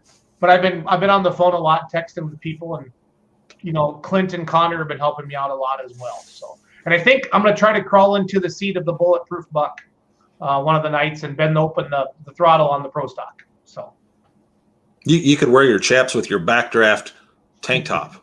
There you go. There you go. Have you ever bent the throttle on a Pro Stock? No, I drove Dad Diesel Super once or twice. And but I've never been on anything bigger than my tractor, so that'll be a fun ride. So nice. I will get video of that for you guys. And Zolik sent me. I ordered my 2-way camera for this year. Oh, you did order that? Okay. Yep, it's a front and back. You put that on the tractor, so I'm excited. So hopefully it works. I don't know. No, it does. Zelik, what did you tell him to buy? Let me get it. It's an action camera that films from the front and back at the same time.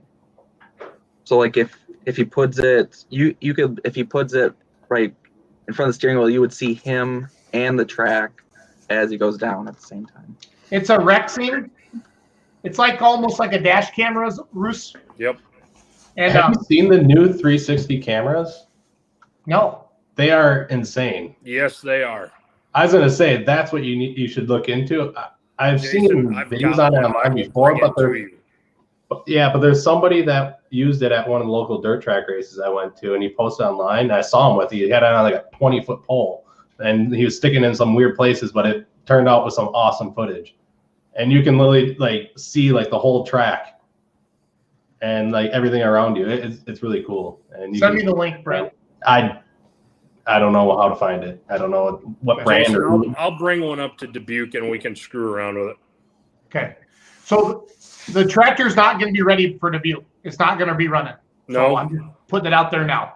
So we tried, and the goal, Milan is the next weekend. I announced that on Saturday night, so I'm going either way. And then Nashville is the weekend after that. So we're trying, just waiting on parts, guys. It's been Paul understands the part thing, I hope. So Let me know if I can help. yeah, I will. So Paul, you get that that tall shifter built yet? No, it's maybe a little on the back burner at this point. I got some bigger fish to fry. Adam Wilson has a Samsung 360 he's never used. Adam, we should talk. So I want to try one of those. What did you have up at the Curd Capital Fall National roost that you put up in the ceiling? That was that 360 that I've got. That was cool. Actually Tractor Zoom's. It's actually Tractor Zoom's camera. Well, you are Tractor Zoom. So. Yes, we hung it up in the scale house and got all sorts of interesting photos and maybe a little. Nah, I didn't run any video there, but I set it on a timer to just run. Take a picture every 10 seconds or 15 seconds. Yeah. I just hung it there and let it run until the battery puked, and got some interesting pictures of people pulling over the scales and stuff like that. And it's all in 360, so you can spin it all the way around. So I think it's the camera is called the Insta 361X or something like that. But yeah, they're pretty slick and shoots 5400K video as opposed to 4K. So file sizes get to be quite enormous quite quick. Cool. Let's wrap it up. Everybody do their 1 or 2 minute summary thing. I'm going to end the show with the Alki diesel class at Louisville last year from Adam Wilson. And then next week, I'll get Strickland on here, and I'll actually do something for once for the show, guys. I'll get a guest. I'll get Van Beek and Strickland. Okay. So sound good? Super.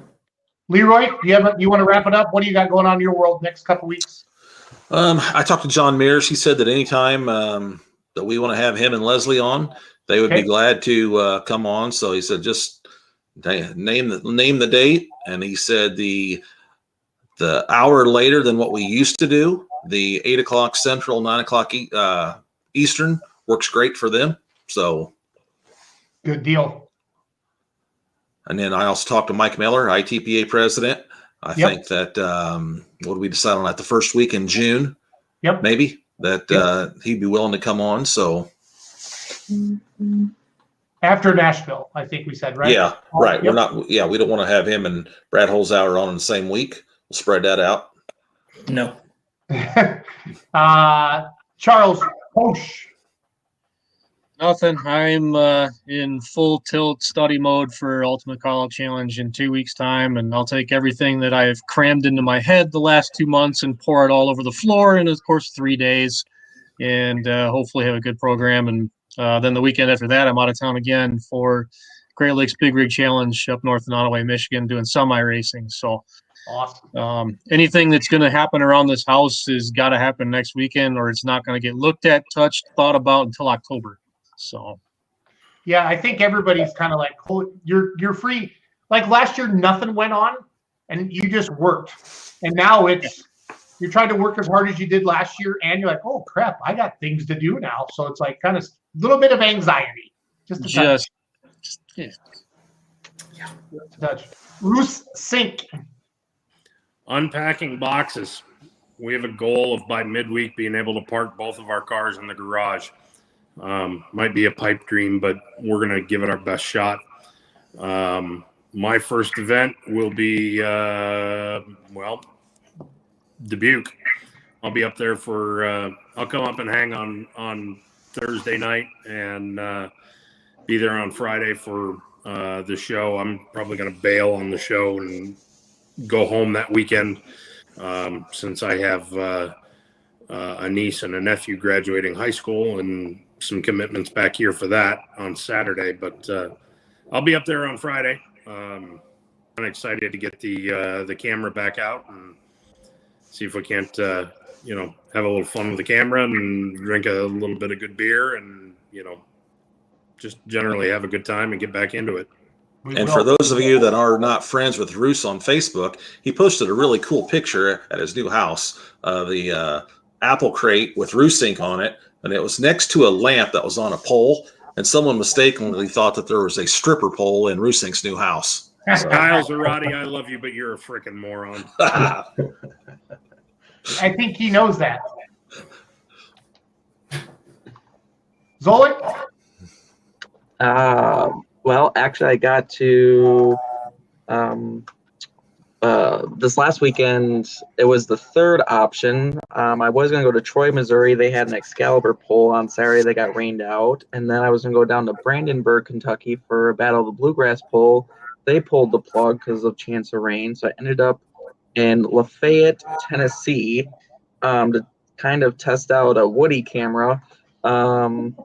It was somewhat successful. But I did get to see some interesting stuff down there.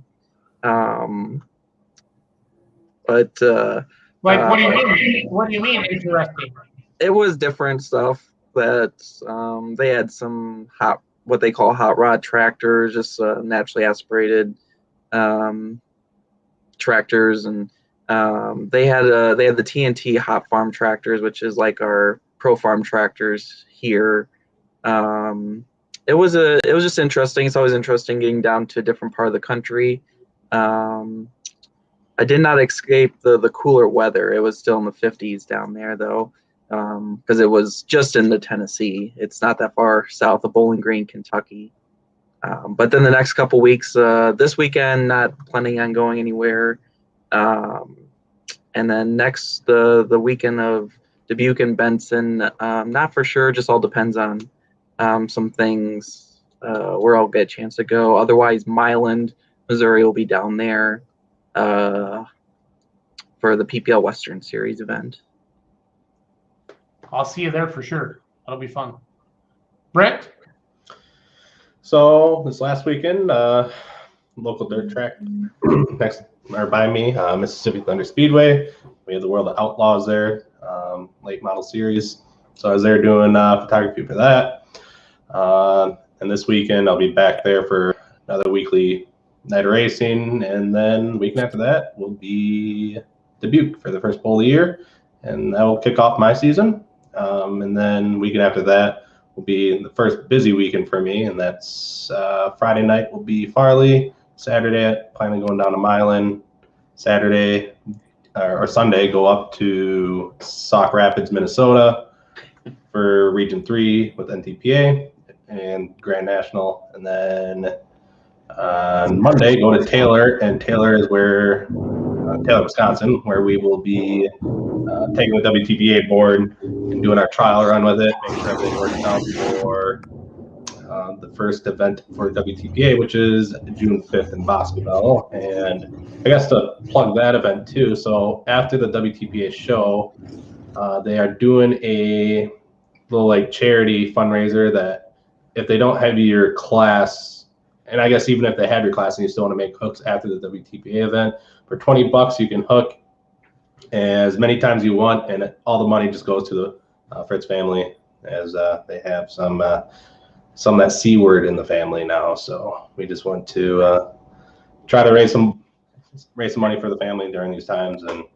I know that they have a lot of support for it already, and so it should be a good event post the WTPA event. And considering that starts at 6 o'clock and there's only 4 classes, it should get done at a decent time and still be able to run in these this extra couple classes and exhibition runs that they'll have. So, and also too, I guess, I don't know if you guys heard, but Rich Miller passed away. Yeah. Rich Miller was, he drove the Badger Badger Binder, was it? Bad Badger. Bad Badger, there you go. And so him and Nate Schultz, he was one of his crew guys. I believe it was Nate Tractor at one point, which was the Sound of Madness. And so that's what they drove on the Region 3 circuit for a few years. And unfortunately, Nate was killed in a car accident back in the fall.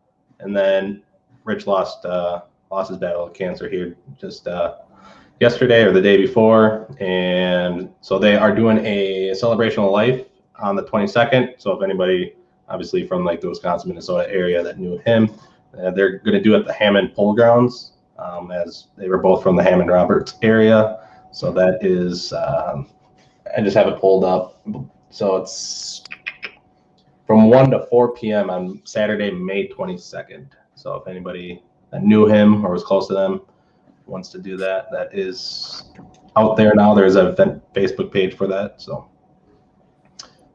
and actually, if you guys didn't know, they were in the middle of building a tractor too, up until Nate passed away or was killed.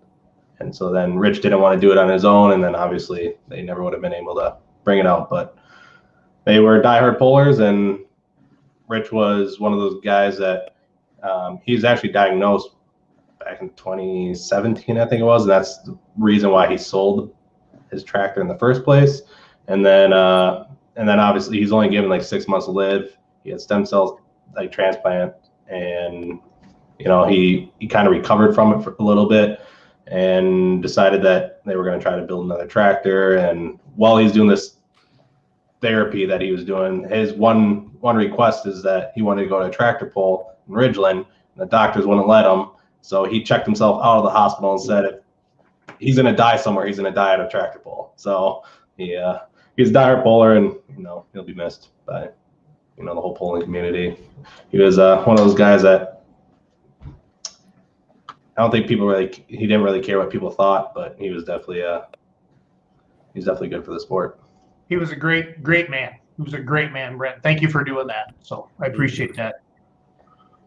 Paul, after that, what do you got to say?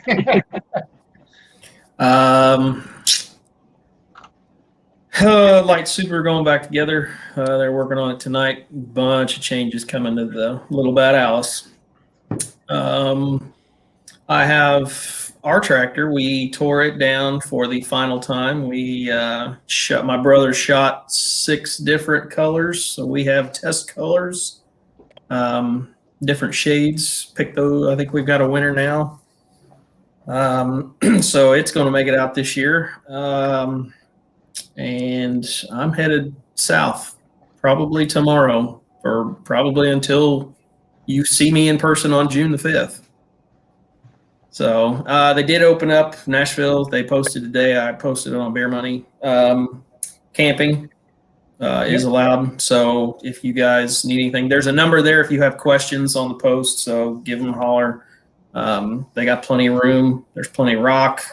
So like I said, the track has a tarp. The only thing that will stop this show is if it decides to pour down the night of the show. But yeah, everything's moving forward down there. So it's going to be a good show. Again, Light Super, Champions Tour Light Supers, Silver Series 4-1s, Western Series 85 Limited Pros, 3.6 diesel trucks, and Western Series Light Limited Supers.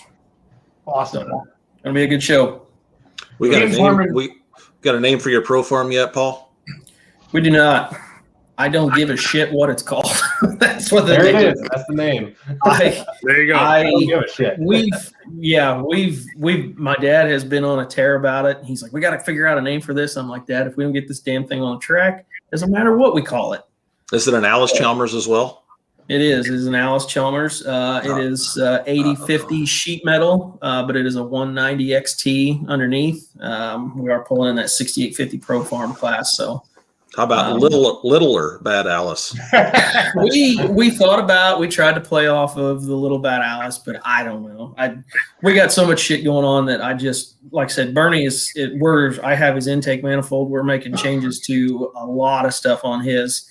All new water control system. I mean, it's going to be completely different. if we can get it together before in time, we're going to try to find a couple of hooks to make with it before the first ITPA hook, which I believe is the 12th in Cerro Gordo, if I'm not mistaken.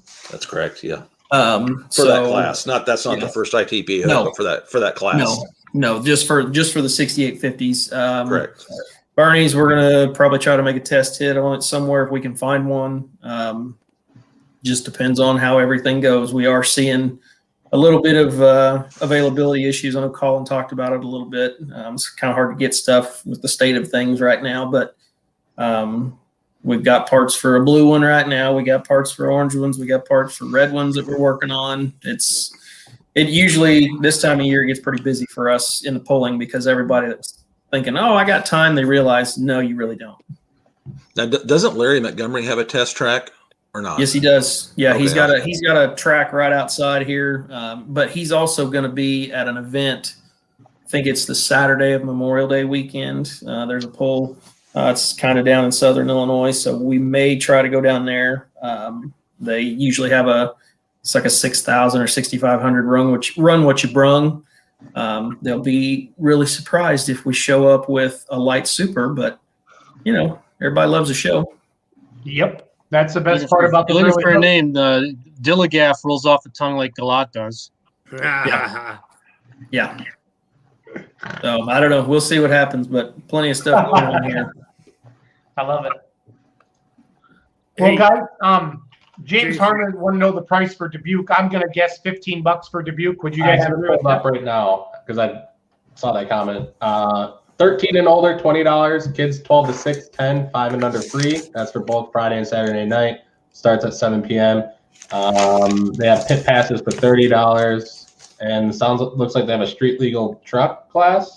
That's Thursday night? Under that. Yeah. So, okay, guys. John Strickland, Kurt Van Beek next week, talking Dubuque, Iowa, talking Galat Motorsports Park. Colin Ross was an awesome interview. Thank you for lining that up, Bruce Sink. You got it. And I'm going to share I'm going to show the open super class at Louisville, and then we're going to bed. So, hey, Jason, before you do that, would you do me a favor? Pull up the Tractor Zoom page real quick. I actually need a favor from everybody in the audience. I don't need you to like and comment and share on crap. I'm not going to do that. Although if you do it. That'd be cool. But if you pull up the post with there's a John Deere 4650. It was originally a 4-post tractor. Somebody in Tennessee hacked off the 4 posts and turned it into a 2-post. And it really looks cool there. The mullet. It's the mullet of farm tractors, and I want to figure out because it was built in Tennessee, and I thought I figured that maybe the Rice family might have had something to do with it, so I went and asked Cynthia, and she said she didn't think it was, but she was going to do a little bit of digging. But if you guys who are watching, if this tractor looks familiar, like I remember when so and so was building this back in Tennessee. Would you do me a favor? Reach out to me. I want to know the backstory on this tractor because I think it's really cool. Somebody took a paint pen to the left side ROPS and wrote 4020 on it. If that's a little detail that tips anybody off. Yeah, well, I think the ROPS. I think part of that came from a 4020 or 4010. It might have, but it's one of those little details that just might help somebody recognize it. Yep. That or the fenders or the old man steps or whatever. The new style steps. Old man step. Well, it depends on who you're talking to, and it's what they call them or what they don't. But yeah, if you recognize that tractor and you know where it came from, I want to talk to you. I just want to find out a little bit more about it because that's kind of what I do. Good night. Hasta. Hey. See y'all. Good night.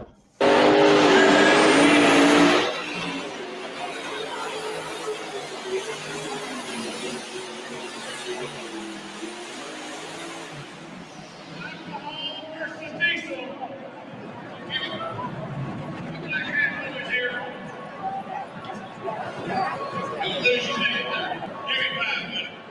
me 5 minutes.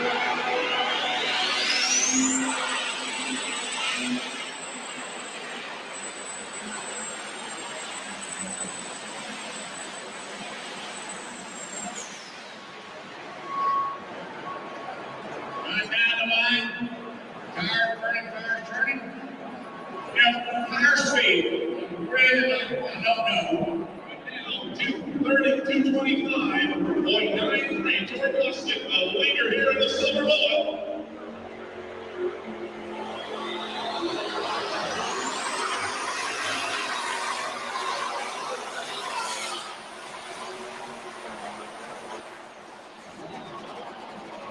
Things fell out the front end. Things fell out from underneath the front end.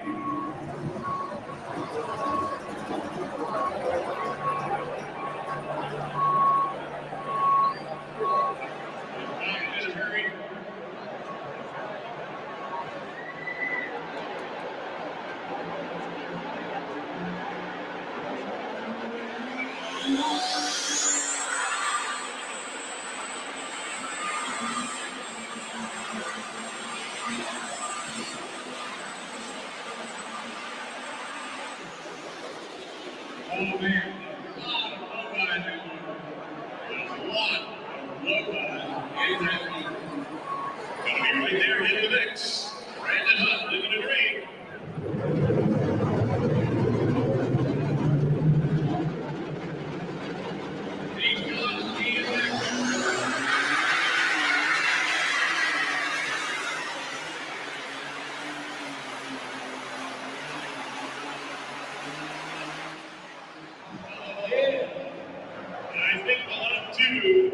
I think she did it again, ladies and gentlemen. Let's give a nice round of applause, John Strickland. Waiting officially on the measurement.